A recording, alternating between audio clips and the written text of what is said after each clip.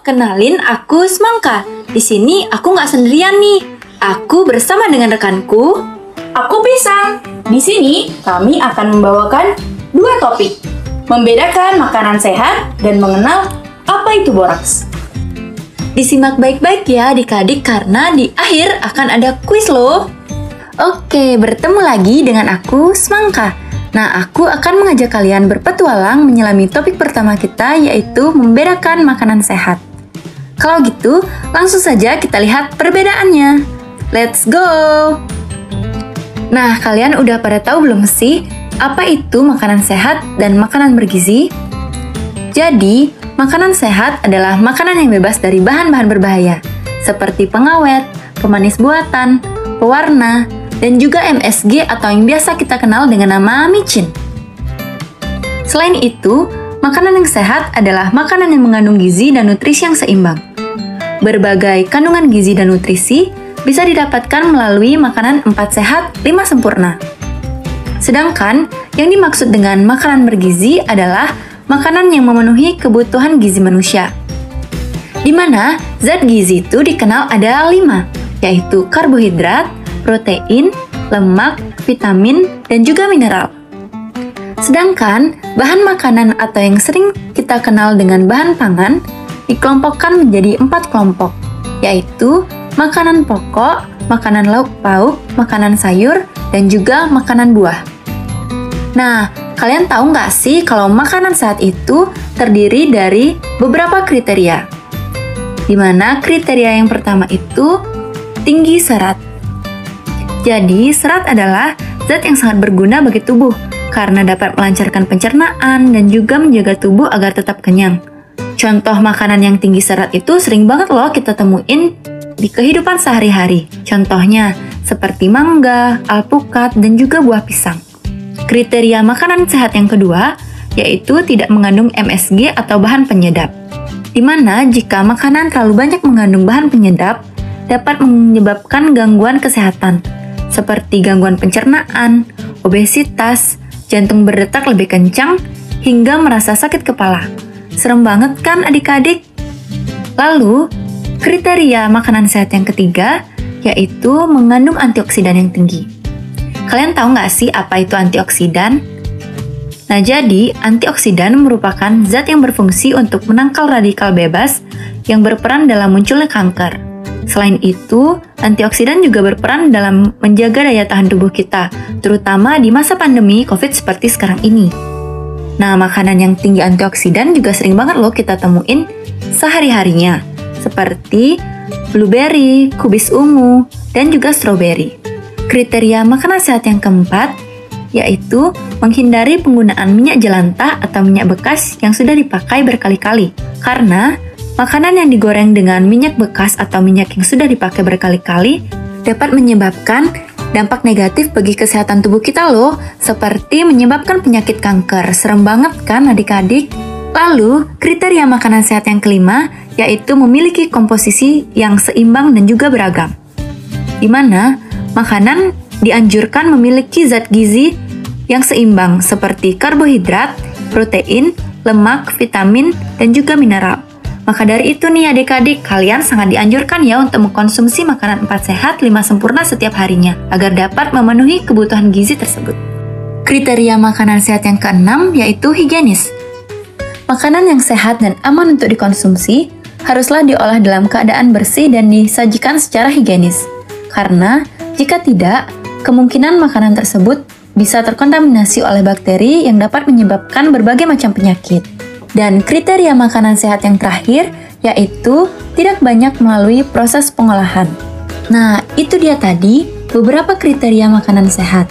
Sekarang kalian udah tahu dong cara membedakan makanan sehat. Kalau gitu, kita lanjutkan ya petualangan ini. Oke, aku mau tanya nih sama teman-teman semuanya. Kalian pasti suka banget kan jajan di pinggir jalan? Tapi kita semua pasti nggak tahu kan bahan-bahan apa saja yang digunakan dalam makanan tersebut. Nah, aku mau kasih tahu nih faktanya. Makanan di pinggir jalan itu kebanyakan mengandung MSG atau yang biasa kita kenal dengan nama micin. Nah, Semangka mau kasih tahu nih kalau banyak banget dampak negatif kalau kita sering mengkonsumsi micin. Yang pertama, yaitu sakit kepala. Yang kedua, badan kita jadi lemes. Yang ketiga, mual-mual. Dan yang terakhir, yaitu dapat mati rasa, kesemutan, atau merasakan sensasi terbakar di wajah, leher, dan area lainnya. Selain mengandung MSG, jajanan di pinggir jalan juga dapat menyebabkan keracunan loh.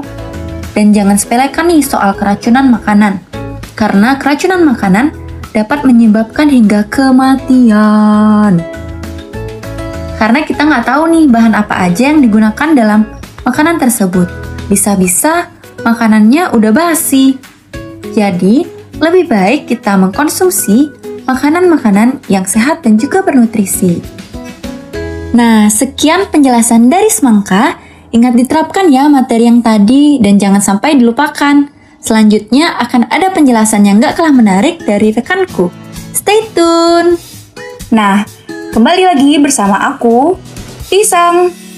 Karena tadi udah dijelasin sama Semangka mengenai jajanan di pinggir jalan, selain yang sudah disebutkan di atas, apa saja sih dampak lainnya apabila kita suka jajan sembarangan dan kandungan berbahaya apa saja sih yang sering terkandung di dalam jajanan di pinggir jalan? Untuk lebih lengkapnya, bisa kita simak penjelasan berikut.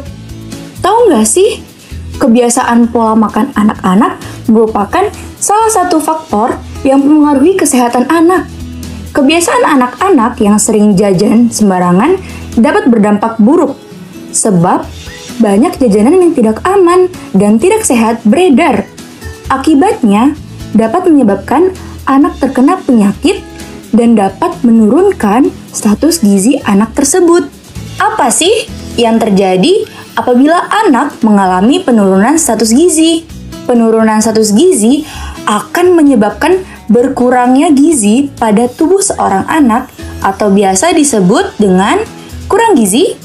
Kurang gizi dapat menyebabkan anak mengalami gangguan tumbuh kembang, berkurangnya tingkat kecerdasan, berat badan berkurang, dan mengalami stunting. Apa sih stunting itu? Stunting adalah kondisi pada anak yang ditandai dengan tinggi badan anak di bawah rata-rata anak seusianya. Kenapa sih jajan sembarangan itu dikatakan tidak sehat?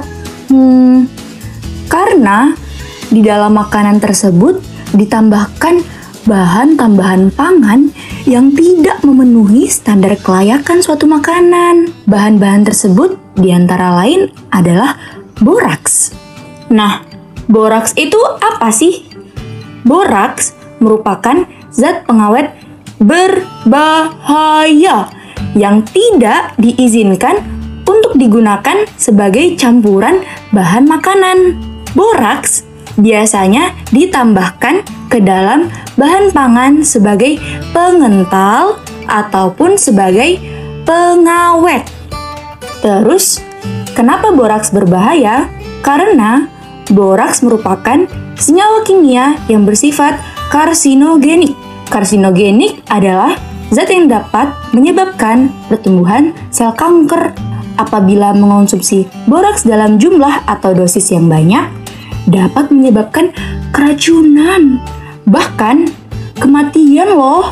Mungkin kamu berpikir bahwa kamu hanya sedikit saja jajan sembarangan. Namun, makanan yang mengandung boraks apabila dikonsumsi secara sedikit demi sedikit, baik secara sadar maupun tidak sadar, dapat mengakibatkan terjadinya pengumpulan boraks di dalam tubuh. Apabila hal ini sampai terjadi, maka dapat menyebabkan bahaya kesehatan seperti muntah, mencret, sakit kepala, sesak nafas. Dalam jumlah banyak, boraks dapat menyebabkan demam, kerusakan ginjal, pingsan, bahkan kematian. Mengerikan! Di produk makanan apa saja sih yang biasanya terdapat boraks? Beberapa contoh makanan yang sering ditambahkan boraks adalah bakso, mie, tahu, cimol, gorengan, dan lain sebagainya. Karena fungsi utama ditambahkannya boraks ke dalam makanan adalah sebagai pengental dan sebagai pengawet. Apa sih perbedaan bakso yang mengandung boraks dengan yang tidak mengandung boraks. Tekstur bahan makanan yang mengandung boraks lebih kenyal. Ciri yang lain yaitu pada bahan makanan yang mengandung boraks jarang didatangi lalat, dan pada bahan makanan yang tidak mengandung boraks banyak didatangi lalat. Misalnya, pada bakso yang mengandung boraks biasanya teksturnya lebih kenyal, warnanya lebih putih, aroma kurang alami, memantul bila dijatuhkan, dan tidak lengket. Selain itu, ada juga cara mudah yang dapat dilakukan hanya dengan menggunakan bahan dapur, yaitu kunyit dan tusuk gigi. Bahan makanan yang mengandung boraks mengalami perubahan warna pada tusuk gigi yang telah ditusukkan pada kunyit, yaitu warna merah. Namun, lama perubahan warna pada tusuk gigi dapat bervariasi. Hal ini tergantung pada kadar boraks yang terkandung di dalam sampel makanan. Apabila sampel makanan tidak mengandung boraks, maka tidak terjadi perubahan warna. Waktu yang diperlukan untuk mendapatkan hasil pendeteksian boraks pada bahan makanan adalah antara 5 sampai 20 detik. Semakin lama menancapkan tusuk gigi, maka semakin terlihat jelas perubahan warnanya. Untuk lebih jelasnya, yuk simak video berikut. Halo semua, perkenalkan aku Prima. Aku bersama dengan rekanku, aku Bunga. Jadi pada kesempatan kali ini kami akan melakukan percobaan cara membedakan bakso yang mengandung boraks dengan bakso yang tidak mengandung boraks. Kak Bunga tahu nggak sih bakso yang mengandung boraks itu gimana? Waduh, nggak tahu nih Kak, tapi aku pernah dengar bakso boraks, cuman aku nggak tahu deh bedanya apa. Wih, berarti percobaan kita kali ini bisa banget nih nambah informasi Kak Bunga dan teman-teman lain yang nonton juga mengenai bakso boraks. Yaudah kalau gitu kita langsung aja Kak, aku juga udah penasaran banget nih. Pertama-tama kita siapkan sampel utama kita yaitu bakso. Di sini ada 2 sampel. Sampel di sebelah kanan yang aku pegang adalah bakso yang mengandung boraks. Dan yang sebelah kiri ada bakso yang tidak mengandung boraks. Terus langkah selanjutnya apa Kak Prima? Langkah selanjutnya adalah menyiapkan tusuk gigi. Kemudian tusuk gigi ini akan kita tusukkan ke dalam kunyit. Setelah itu, tusuk gigi yang sudah berisi kunyit akan kita tusukkan ke dalam bakso untuk melihat perubahan warna yang terjadi. Kalau gitu kita langsung aja Kak biar kita tahu apa beda warnanya dari bakso ini.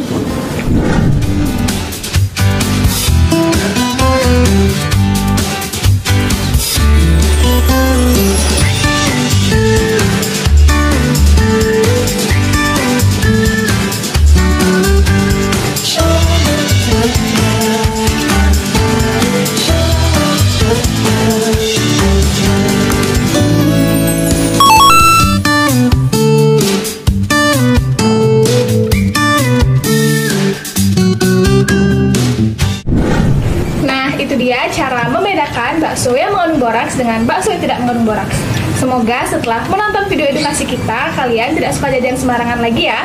Kalau kalian suka beli jajanan kaki lima, bisa banget nih percobaan kita dicoba di rumah karena cara gampang banget dan hanya menggunakan bahan dapur. Bener banget tuh Kak Prima, semoga setelah kalian menonton video edukasi dari kita, kalian bisa mengetahui mana bakso yang mengandung boraks dan bakso yang tidak mengandung boraks. Dadah!